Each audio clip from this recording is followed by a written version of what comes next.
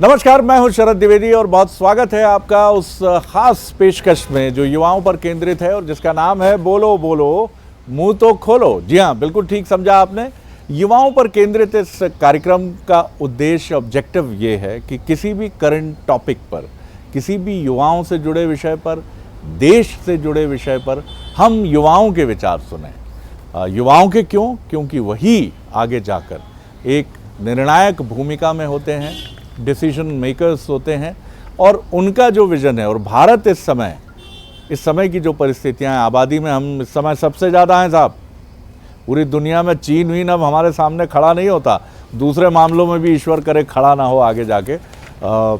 अब हम आबादी में आगे हैं तो युवा आबादी में भी हम दुनिया में सबसे आगे हैं। तो युवाओं की राय बहुत महत्वपूर्ण है। और इन दिनों एक मसला जो बहुत चर्चा में है, वो मसला ये है कि लगातार सनातन परंपरा से जुड़े हुए कुछ संत महात्मा, कुछ, सबकी बात हम नहीं कर रहे हैं, वो हिंदू राष्ट्र और हिंदू राष्ट्र की संकल्पना को लेकर भी बोल रहे हैं। इसके अनेक अर्थ भी निकाले जाते हैं, बहुत सारी बातें कही जाती हैं इसको लेकर और दोनों पक्ष में बात आती है, पक्ष में भी आती है, कुछ पक्ष में नहीं भी आती है। कई सारी बातें हैं, लेकिन हम युवाओं से ही जानेंगे कि इस विषय पर उनकी राय क्या है। पहले परिचय उनका, तो सबसे पहले हम शुरू करते हैं प्रज्ञा से।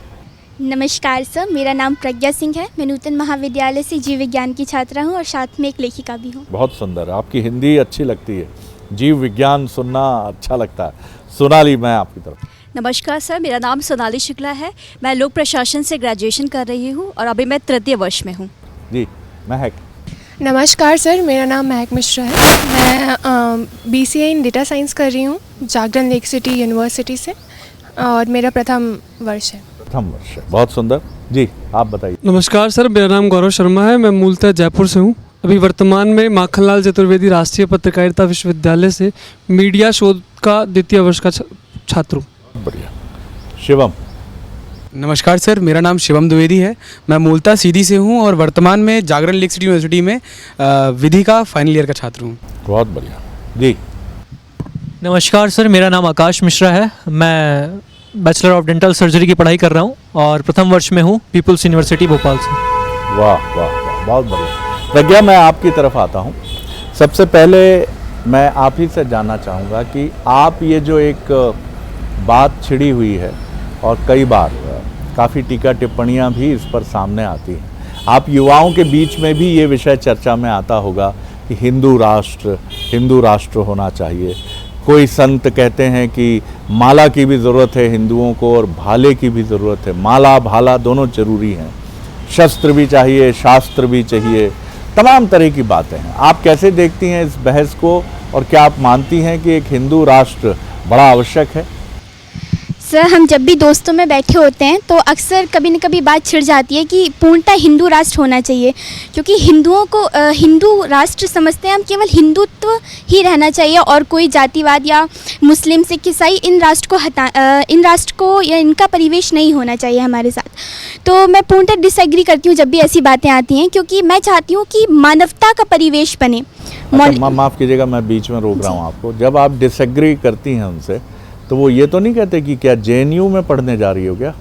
जी ऐसा नहीं तो नहीं बोलते जी आपको? नहीं, क्योंकि टुकड़ा टुकड़ा गैंग, JNU, ये इस तरह की तो बात नहीं सुनने को जी मिलती। नहीं सर, क्योंकि मैं जब डिसएग्री करती हूँ तो अपने तर्कों को भी उनके सामने रखती हूँ। वो मानते हैं तर्क? जी सर, बिल्कुल, क्योंकि तर्क उद्देशित होते हैं। चलिए, हम भी आपके तर्क सुनते हैं। सर, हमारा हिंदू राष्ट्र से मैं सर्वप्रथम तो मानवता को लेना चाहूँगी। हमेशा से मेरा मानना है कि जब हम सामने वाले के साथ कुछ बुरा हो रहा देखते हैं, हम उसे ये नहीं देखते हैं, जातिवाद के रूप में संपर्क नहीं करते कि वो हिंदू है, मुस्लिम है, सिख या ईसाई है। हम जाकर सीधा उसकी मदद करने की कोशिश करते हैं। तो मानवता को सर्वोपरि रखो अपने धर्म से। और धर्म अगर परिप्रेक्ष्य में हम देख रहे हैं तो धर्म कर्म से देखो, तुम्हारा कर्म क्या है।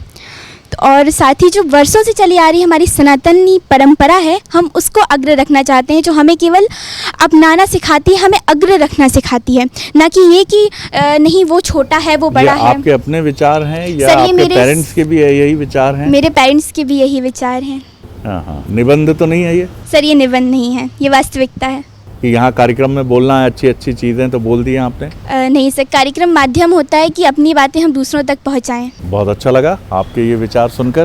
तो मैं आता हूँ सोनाली की तरफ। सर, मैं प्रज्ञा की बातों का समर्थन नहीं करती हूँ, क्योंकि मुझे ऐसा लगता है कि सनातन जो धर्म है, सनातन धर्म है, वो सिर्फ ये जातिवादी को नहीं दिखाता है। जैसा इन्होंने बताया, तो इन्होंने मुख्यतः विशेषकर ध्यान दिया था जातिवाद पे। ये जो जातिवाद है, ये हम मनुष्य द्वारा ही बनाया गया है। उससे पहले ये वर्ण सिस्टम थे, जिसमें ब्राह्मण या उसकी बात की थी। जी सर, तो मुझे उसका आधार भी कर्म ही है। हाँ जी। और इन्होंने मानवता की बात की है, तो हमारा सनातन धर्म हमें मानवता ही सिखाता है। हमारी संस्कृति को बचा के रखना, हमारे संस्कार को बचा करके रखना। ऐसा कहते हैं ना कि अगर अमेरिका के पास तकनीक की शक्ति है, यूरोप के पास अतीत की शक्ति है, अगर जापान के पास श्रम की शक्ति है, तो हमारे भारत के पास संस्कार और परिवार की शक्ति है। और ये जो संस्कार और परिवार की शक्ति है, वो केवल सनातन धर्म से ही आती है। वही हमारी संस्कृति को संरक्षित करती है। ये तो हमारी बहुत आरंभ से हमारी ताकत रही है। तो अभी क्या ये ताकत संकट में दिखती है आपको? ताकत संकट में मतलब मुख्यतः मैं मॉडर्नाइजेशन को ही देना चाहूँगी, क्योंकि आज का जो युवा है वो विदेशी परंपराओं को, चाहे वो खान पीन में हो, चाहे रहन सहन में हो, चाहे कपड़ों में हो, हर तरीके से वो विदेशी परंपराओं को अपनाने के लिए मतलब उसी मार्ग पर चल रहा है। तो जो सनातन धर्म, आपने अभी भारतीय परंपरा के अनुरूप वेशभूषा धारण की हुई है, लेकिन अगर आप कभी जीन्स पहनती हैं, या आप मन करता ही होगा, हो सकता है पहनती हो, तो क्या आप पाश्चात्य सभ्यता की अनुगामी हो जाती हैं, उसका अनुसरण करने वाली हो जाती हैं?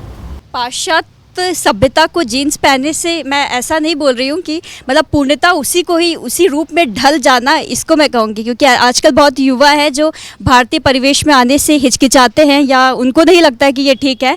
वो मॉडर्नाइजेशन, वेस्टर्न कल्चर से ज़्यादा इन्फ्लुएंस हो गए हैं। मतलब आप कहीं ना कहीं ये तो मानती हैं कि वस्त्र सनातन परंपरा या हिंदू सभ्यता का कोई ट्रेडमार्क नहीं होते हैं। जीन्स भी पहनकर हिंदू या सनातन परंपरा का अनुसरण खूब अच्छे से किया जाता है। जी सर, सिर्फ गले में माला या भगवा रंग बहुत का अच्छी बात। हम वस्त्र धारण करके सनातन धर्म को रिप्रेजेंट नहीं करते हैं। हम जीन्स पहन करके भी और कोई से भी वस्त्र पहन करके भी हम रिप्रेजेंट कर सकते हैं, बट इसका अर्थ ये नहीं है कि पूर्णतः वेस्टर्न कल्चर में मतलब जो मूल तत्व है, जो उसका इसेंस है, जो सनातन परंपरा का मूल तत्व है, मतलब आप भी कहीं ना कहीं इस मामले में प्रज्ञा की बातों का ही समर्थन करती हुई प्रतीत होती हैं कि हिंदू राष्ट्र आप कह रही हैं सिर्फ उसको, कि हिंदू या सनातन एक परंपरा है जिसे हमें अपनाना चाहिए। आप किस तरह से देखते हैं? जी, मैं तो इस बात को लेकर तटस्थ हूँ कि हिंदू राष्ट्र होना चाहिए भारत देश को, क्योंकि हिंदू तटस्थ है हिंदू राष्ट्र को लेके? जी बिल्कुल, क्योंकि मैं मतलब आपको कोई फर्क नहीं पड़ता हिंदू राष्ट्र हो या ना हो? नहीं, हिंदू राष्ट्र होना चाहिए। हाँ, हिंदू राष्ट्र तो होना। तटस्थ किसको लेके हैं? इस विचार को लेकर कि मतलब इसमें अच्छा। इसमें मतलब नहीं भी होता है तो it doesn't make any difference to me, क्योंकि वो है। हाँ, क्योंकि वो यहाँ के जो ऑलरेडी एग्जिस्ट कर रहा है जी। इसमें और कुछ करने की जरूरत नहीं, क्योंकि वो लोगों के अंदर, उनके जीन्स में है वो आदतें। जो ये जो सभ्यता है, यहाँ के जो लोग हिंदूवासी हैं, जो इस इंडस नदी के साइड रहते थे पुराने भी और अभी भी जो हम हैं, यहाँ के लोगों में वो रग रग में वास करता है कि हम हिंदुत्व को ही प्राथमिकता देके उसी तरीके से आगे बढ़ रहे हैं। अच्छा, आप क्या समझते हैं हिंदुत्व को सुप्रीम कोर्ट ने एक जीवन शैली कहा जी। उसने कहा ये कोई धर्म नहीं है जी, ये एक जीवन शैली है। ये बात कही गई क्योंकि पहले बड़ा विवाद होता था इसको लेकर, तो एक देश की सर्वोच्च अदालत की एक बात। लेकिन आपकी दृष्टि में हिंदुत्व क्या है? तिलक, माला, गीता, रामायण, क्या आप कैसे देखते हैं हिंदुत्व? मैं एक आपको वृत्तांत बताता हूँ। महेश्वर में अभी मेरा जाना हुआ था दिसंबर के महीने में। एक शिविर था छोटा सा, तो उसमें हम लोग को सुबह स्नान 5 बजे नर्मदा मैया में करना पड़ता। तो वहाँ के जो लोग मैंने देखे, जो मैंने नोटिस किया, जो मैं नहीं करता था, वहाँ पे मैंने सीखा कि वहाँ पे जो गांव वाले थे वो आते थे नहाने से, स्नान करने से पहले वो थोड़ा सा पानी को टटोल के उसको जय करके माफ़ी मांगते थे कि मैं अपना मैला शरीर आपको दूषित करने आ रहा हूँ, तो मुझे आप माफ़ करें। तो ये संस्कृति और ये सभ्यता जो सिखा रही है, ये हिंदुत्व जो सिखा रहा है, सनातन संस्था, सनातन ये जो प्रथा है सिखा रही है हम लोग को, ये कहीं और आपको विश्व में देखने को नहीं मिलेगा। कहीं वाटर बॉडीज़ को मैया करके, माँ कह के पुकारना, उनको इतना प्यार देना, ये एनवायरनमेंट का संरक्षण करना चाहिए। वेस्टर्न वर्ल्ड हमको थोपता है कि आंख दिखा के बोलता है कि अब तुम बंद हो जाओ, डेवलपिंग नेशन वो सब छोड़ो, लेकिन सब सारे कारखाने बंद करो अपना सब। ये कहाँ देखने को? बहुत सुंदर बात की, बिल्कुल ठीक है, मजा आ गया। और वो शिविर भी बड़ा अद्भुत रहा होगा आपका। बिल्कुल बिल्कुल। कि एक डॉक्टर MBBS की पढ़ाई करने वाले आकाश जी जहाँ जाकर ये सीख कर आते हैं। हाँ शिवम, आप कैसे देखते हैं इसको? सर मेरे हिसाब से तो हिंदू राष्ट्र होना ही चाहिए, क्योंकि हम हिंदू राष्ट्र में, जैसा कि मैम ने कहा कि अलग अलग रिलीजन के लोग यहाँ रह रहे हैं, तो वो तो तब भी रहेंगे, पर हम इस राष्ट्र को हिंदू राष्ट्र चाहते हैं। इसी पर इकबाल ने कितनी खूबसूरत बात की, कुछ बात है कि हस्ती मिटती नहीं हमारी, सदियों रहा है दुश्मन दौरे जहां हमारा। कितनी सुंदर बात कही जी। सर मुझे लगता है कि हम जिस हिंदुत्व राष्ट्र की बात कर रहे हैं उससे पहले हमें अपने आप से डील करना पड़ेगा कि इतनी भयंकर जातिवादी व्यवस्था हमने यहाँ पर पैदा कर दी है कि अगर उससे पहले हमें निपटना पड़ेगा कि यहाँ हर कोई हिंदू बोलने से पहले अपने आप को ब्राह्मण, राजपूत, दलित, आदिवासी ये सब बोलते हैं। अगर सपोज़ कीजिए पाकिस्तान मूलतः एक मुस्लिम राष्ट्र है, तो क्या वहाँ पे भेदभाव नहीं है? उसको फ़ायदा क्या मिल रहा है सर? उसकी अवधारणा धर्म के आधार पर वो देश बना, पर हम किस चीज़ को लेकर के हिंदुत्व राष्ट्र की बात कर रहे हैं? सबसे पहले हमारे अंदर जो जितनी क्रूतियाँ हैं, जो हमने इसके अंदर न चाहने वाले बदलाव किए हैं, जिसकी वजह से हमारा धर्म दूषित हो रहा है, उसको दूर करने की बजाय हम अलग ही विषय पर बात कर रहे हैं। धर्म तो वह है जिसको हमने धारण किया हुआ है, जिसका हम वहन करते हैं, जिसको हम रोज़ जीते हैं, तो वो तो नष्ट होने वाला है नहीं सर। तो पहले हमें हमारी जातिवादी जो व्यवस्थाएं हैं जो हमें बांटती है, एक करने वाला धर्म हिंदू है और बांटने वाली जातियां हैं, तो हमें पहले जातियों से निपटना पड़ेगा। जो हमारे इंटरनल डिस्प्यूट जितने चल रहे हैं उनसे निपटना पड़ेगा, तब हम इस पर विचार कर सकते हैं। अभी वर्तमान में हमें इसकी ज़रूरत है नहीं। आप में से कितने लोग इनसे सहमत असहमत हैं? जो असहमत हैं यानी एग्री नहीं है वो हाथ उठाकर बताएं। जी महक। मैं पूरी तरीके से सहमत नहीं होंगी कि हिंदू राष्ट्र ही होना चाहिए, क्योंकि इंडिया जाना जाता है उसकी डिफरेंट कल्चर और डिफरेंट रिलीजन के लिए कि कैसे वो अलग अलग हो के भी एक है, तो इसलिए बिल्कुल ठीक कहा आपने। तो क्या अब ये सही समय है कि हमारे शैक्षणिक सिस्टम में, स्कूल जब से बच्चा समझदार होता है और कॉलेज में, धर्म रिलीजन को लेकर एक बहुत ही अच्छी इनसाइट हमको मिलनी चाहिए, जिससे हम समझ सकें कि भारत क्या था और दूसरे दुनिया के देशों के मुकाबले अगर हम बेहतर रहे अपनी धर्म शक्ति को लेकर तो कैसे और क्यों रहे? मैं आपकी बात से पूर्णतः सहमत हूँ कि हमारे सिलेबस में जो पंथ और धर्म और पंथ के बीच में जो हम डिफरेंसेस की बात कर रहे हैं उसको ज़रूर रखना चाहिए। साथ ही मेरा मानना है कि एक टेक्स्ट बुक होनी चाहिए जो हर धर्म और पंथ के बारे में उसका वास्तविक ज्ञान बताए, ना कि ये बताए कि इनके गुरु पैगंबर जी थे या हम राम जी की पूजा करते हैं, ये नहीं। जो उस धर्म की या उस पंथ की वास्तविकता है उसको पढ़ाना चाहिए, जो हमें अच्छे नैतिक मूल्यों को सिखाती है। उन चीज़ों को आधार मानते हुए एक टेक्स्ट बुक तैयार करनी चाहिए, जो कि मेरे अनुसार बहुत अच्छा एक सिलेबस बनेगी। एक व्यक्ति को मौलिक अधिकारों की जांच पड़ताल, जो कि बचपन से लेकर कॉलेज तक के बीच में जो डिफरेंस होता है, जहाँ पे व्यक्ति बहुत सी चीज़ों को सीखता है, अगर उसे गलत बातें सिखाई जाएँ तो वो उन पे ही आगे बढ़ता है, हिंदूवादी राष्ट्र को आगे बढ़ाता है। वो परिभाषा के तौर पर बात नहीं करता कि हिंदूवादी राष्ट्र पे हम क्या बात करें, सनातनी होने पे हम क्या बात करें। तो एक बहुत ही अच्छी बात है कि हमारी टेक्स्ट बुक जब हमारे सामने होगी, जब हम लिखित रूप को हम ऑलरेडी बहुत सही मानते हैं कि जो ऑलरेडी लिखा हुआ है वो सत्य है, तो जब लिखित रूप में हम वो चीज़ पढ़ेंगे तो ऑलरेडी हमारी जो मानसिकता है वो बचपन से लेकर बड़े होने तक सुधरती हुई जाएगी। ये बड़ी अच्छी बात है बड़ा जटिल ये मसला, लेकिन अगर ये चीज़ होगी तो बहुत बेहतर होगी, क्योंकि समझना लोगों को ही होगा कि आखिर हम धर्म को किस रूप में समझें। सोनाली सर, एक बहुत अच्छा कथन कहा गया था, मैंने कहीं पढ़ा था कि अगर आप शास्त्र नहीं पढ़ेंगे तो आप अपना इतिहास आपका इतिहास छूट जाएगा, और अगर आप शस्त्र नहीं उठाएंगे तो आपसे राष्ट्र छूट जाएगा। तो जैसे प्रज्ञा ने बताया है कि एजुकेशन में उन्होंने बात की है, तो मैं इसका समर्थन करूंगी, क्योंकि अगर हमें भी रिलीजन की बुक्स जो हैं, जैसे रामचरितमानस है, या मैं सिर्फ रामचरितमानस की ही नहीं, दूसरे धर्म की जो किताबें हैं अगर हमारे सिलेबस में ऐड होती हैं तो युवाओं के लिए एक अच्छी पहल होगी, क्योंकि वो उस चीज़ को समझेंगे, जानेंगे और उसका अनुसरण भी करेंगे। तो मुझे ये ठीक लगता है। बिल्कुल आपने सही कहा। और मैं किसी एक स्टोरी में देख रहा था कि इकबाल, जो कि बहुत ही नामचीन शायर हैं, उन्होंने जब गायत्री मंत्र का उर्दू में तर्जुमा किया, अनुवाद किया, तो उन्हीं के अपने मज़हब से ये आवाज़ें आई कि काफिर हो गए हैं ये, तो बड़ा गलत काम कर दिया। लेकिन ये भारत की परंपरा रही है। दारा शिकोह जैसे किरदार आपको मिलते हैं, आप इतिहास में जाते हैं, जो उपनिषदों के अनुवाद से जुड़े रहे, और यही वजह है कि आपको उर्दू में भी रामायण मिल जाती है और आपको हिंदी में कुरान भी पढ़ने को मिल जाती है। ये इस देश का एक कल्चर रहा है। इस पर और ब्राइट प्रॉस्पेक्ट के साथ जाने की ज़रूरत है। क्या हमें रिफॉर्मेटिव मेजर्स इस पर बात करके लेने चाहिए कि जिससे भ्रम छटे, सच्चाई आपके मन में भी हो, मेरे मन में भी हो, और देश की 140 करोड़ जनता के मन में भी वो हो बात। जी, हमें कोई रिस्ट्रिक्शंस नहीं है कि अगर मैं हिंदू हूँ तो मैं जाके और रिलीजन के भी बुक उतने ही अच्छे से पढ़ूंगी क्योंकि मैं जानना चाहूँगी।